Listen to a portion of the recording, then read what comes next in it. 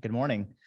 Uh, I'm Donald. I'm co-founder and CTO of Novocuff. And yeah, we are a local medical device startup, and we are working on something that aims to prevent preterm labor.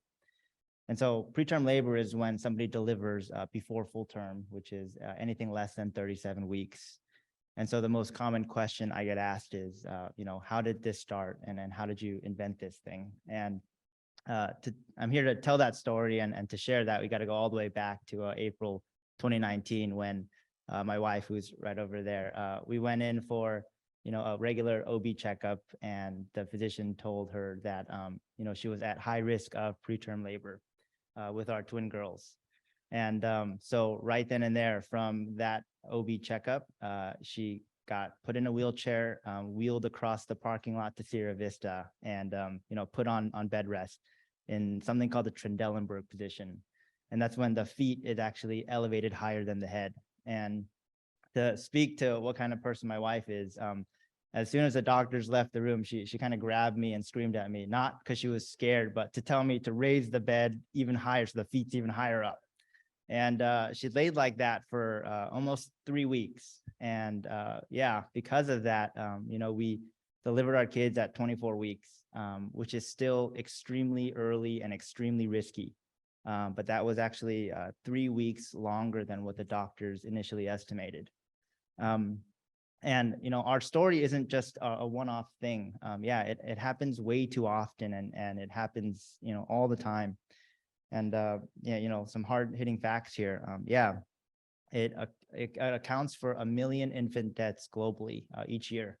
And the real kicker to this is that 75% of those deaths could be prevented if we could just delay labor a little bit. And in terms of cost, it costs insurance companies about $26 billion a year in the US alone. I think, who cares if insurance companies hemorrhage some money? But if you change the perspective a little bit and focus on families, yeah, they're typically left with about $100,000 worth of debt. And I wish that was the case for Christine and I. I've been recording this, and I write journal entries all the time for myself. And I stopped recording this back in April 2021, but the tally was $16,410,054. And that was just the NICU cost. That didn't even account for the things outside of the NICU where we had countless, heart echoes and eye surgeries and lung checkups, and we drove up to Stanford way too often for that. And I think the funny thing is that, we were actually the fortunate ones. We were blessed to, be financially stable so that, at the height of the pandemic, my wife, who's a CPA, set her job aside. And when we couldn't go visit therapists anymore because of COVID, she would go on Zoom with the girls, and she would be the PT and the OT and be the speech therapist to our girls.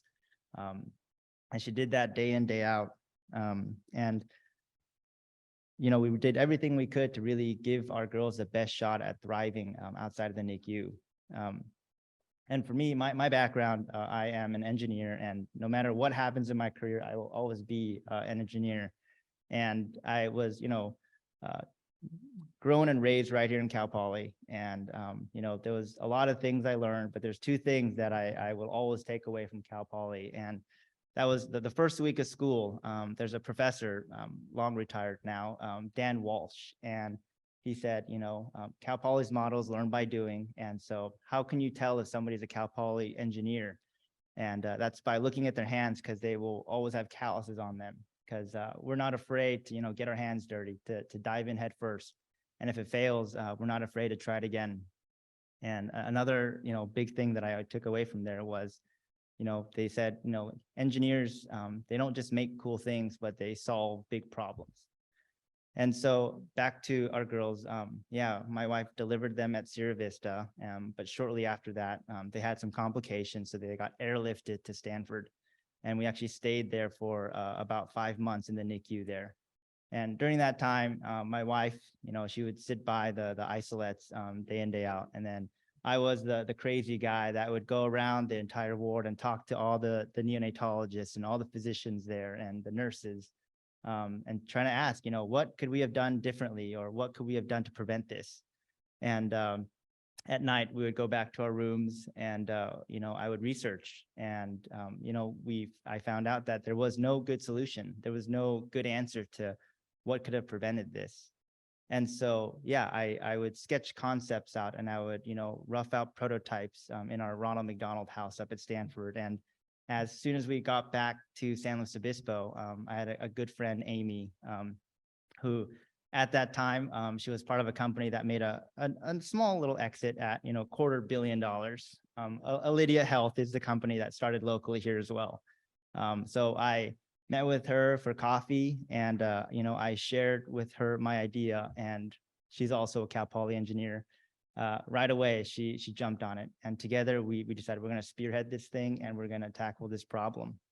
And so we are, now at the Hot House. We just incorporated this year, but we are chewing through milestones, and we have the most stellar rock star advisory board behind us.